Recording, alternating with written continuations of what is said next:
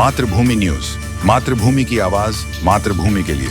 જામનગર મહાનગરપાલિકા દ્વારા જન્મ મરણના દાખલામાં તોતિંગ ભાવ વધારો. જન્મ મરણ શાખાએ રજીસ્ટ્રેશન ફી જે 10 રૂપિયા હતી તે વધારીને 20 રૂપિયા કરવામાં આવી.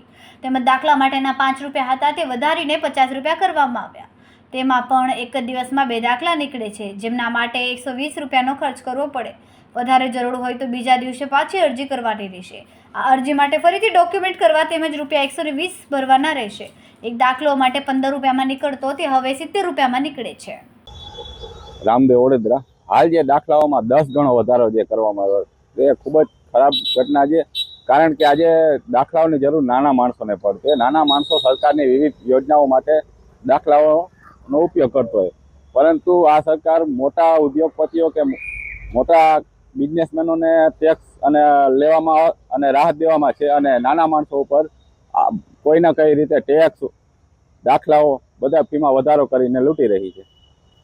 પાલિકા જન્મ મરણ શાખામાં ઇન્ચાર્જ સબ રજિસ્ટ્રાર તરીકે હસમુખભાઈ પુરબિયા રાજ્ય સરકારના પરિપત્રના અનુસંધાને તારીખ 27/2/2025ના ગેજેટના અનુસંધાને ભાવમાં વધારો કરેલ છે.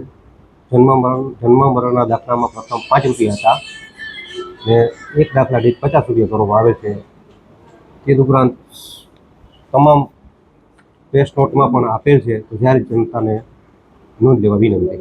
ખૂબ જ ટૂંકા સમયમાં માતૃભૂમિ ન્યૂઝ OTT પ્લેટફોર્મ અને મેગા સિટીમાં કેબલ નેટવર્ક સાથે જોડાઈ જશે. તો જોતા રહો માતૃભૂમિ ન્યૂઝ.